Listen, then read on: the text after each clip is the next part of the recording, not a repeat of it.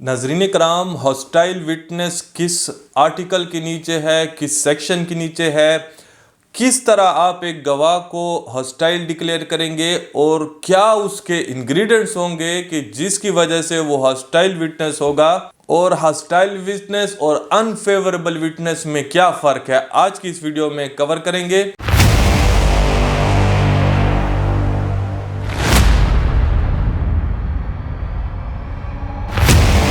नाज़रीन कराम, अस्सलाम वालेकुम वरहमतुल्लाहि वबरकातुहू। वकीलनामा की आज की वीडियो का आपको मालूम हो चुका है, लेकिन अगर आप हमारे चैनल पे नए हैं तो नीचे दिए गए सुर्ख बटन को प्रेस करें, चैनल को ज़रूर सब्सक्राइब करें। शुरू करते हैं आज की वीडियो। हॉस्टाइल विटनेस आर्टिकल 150 है कानून शहादत का, लिख लें अपने साथ। हॉस्टाइल विटनेस, अगर आप किसी गवाह को हॉस्टाइल डिक्लेयर करेंगे, बागी डिक्लेयर करेंगे, बिगोड़ा डिक्लेयर करेंगे,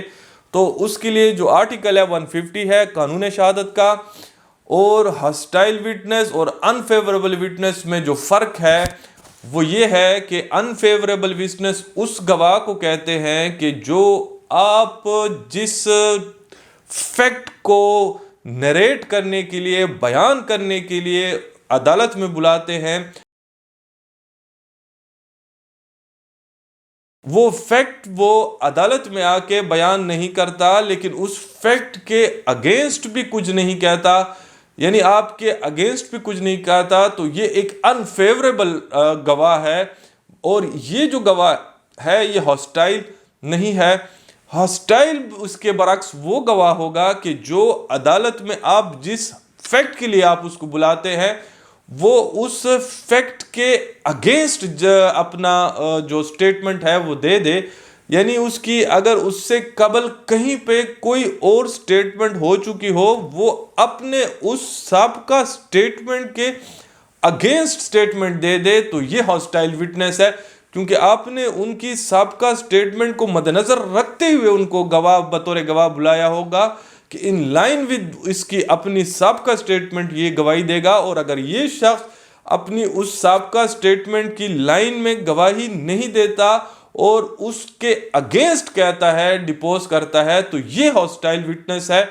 अगर बिलफर्ज एक शख्स एक डॉक्यूमेंट का मार्जिनल विटनेस है, एक एग्रीमेंट का, एक इंतकाल का मार्जिनल विटनेस है, कॉर्नर विटनेस है, गवाह हाशिया है, और ये शख्स ने उस वक्त उस डॉक्यूमेंट के ऊपर दस्तखत किए थे, लेकिन आज ये बतौर गवाह आके, चूंकि आपने उसके उस कॉर्नर विटनेस गवाह हाशिया के तौर पे उसको बुलाया था कि उसकी तस्दीक के लिए ये शख्स स्टेटमेंट देगा, लेकिन अगर ये शख्स उसके अगेंस्ट बोलता है तो इससे मुराद ये है, और वो ये कहता है कि मैंने इसके ऊपर कोई दस्तखत वगैरह नहीं किए, तो इससे मुराद ये है कि ये अब हॉस्टाइल हो चुका है और आर्टिकल 150 के नीचे आपने दरख्वास्त देनी है। अब हॉस्टाइल विटनेस की दरख्वास्त कब देनी है? हॉस्टाइल विटनेस की जो दरख्वास्त होगी, ये आप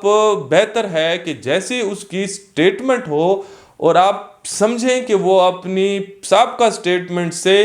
हॉस्टाइल हो चुका है, या 161 के नीचे जिस तरह पुलिस के सामने उन्होंने कोई स्टेटमेंट दी हो और कल को कोर्ट में उससे मुनकिर हो के एक अलग से स्टेटमेंट दे दे, उसके अगेंस्ट दे दे, तो ये हॉस्टाइल है। हॉस्टाइल हमेशा उसकी एग्जामिनेशन इन चीफ की रोशनी में होती है, और क्रॉस एग्जामिनेशन के बाद उसको आप हॉस्टाइल डिक्लेयर नहीं कर सकते। गो के दरख्वास्त आप क्रॉस एग्जामिनेशन के बाद दे सकते हैं, बेहतर उसी दिन है, लेकिन अगले पेशी पे भी दे सकते हैं, लेकिन जो बुनियाद आप बनाएंगे उसकी हॉस्टाइल होने के लिए वो उसका एग्जामिनेशन इन चीफ होगा, न कि क्रॉस एग्जामिनेशन होगा। अगर क्रॉस एग्जामिनेशन में मुखालिफ वकील ऐसे सवाल करके उसकी क्रेडिबिलिटी को इम्पीच कर दे, तो उसकी बुनियाद पे आप उसको हॉस्टाइल डिक्लेयर नहीं कर सकते। इस चीज़ को समझे,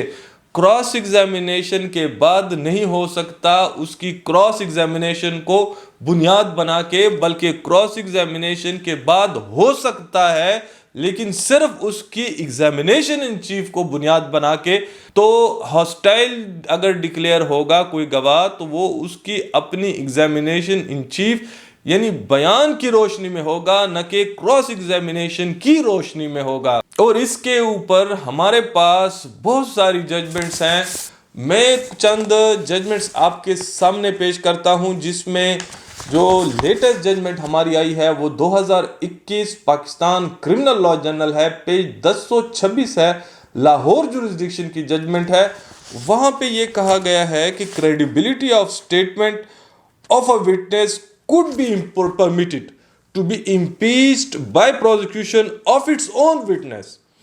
if statement of such witness in examination in chief was in deviation to his previous statement or such statement was adverse to the interests of prosecution. لیکن مزید کہا گیا ہے no such permission could be granted to prosecution on the basis of averment of statement of witness in cross-examination by defense. Permission could not be granted to prosecution to cross-examine a witness after he was cross-examined by accused to impeach credibility of his statement made by him during cross-examination. تو during cross examination اگر اس کی کردار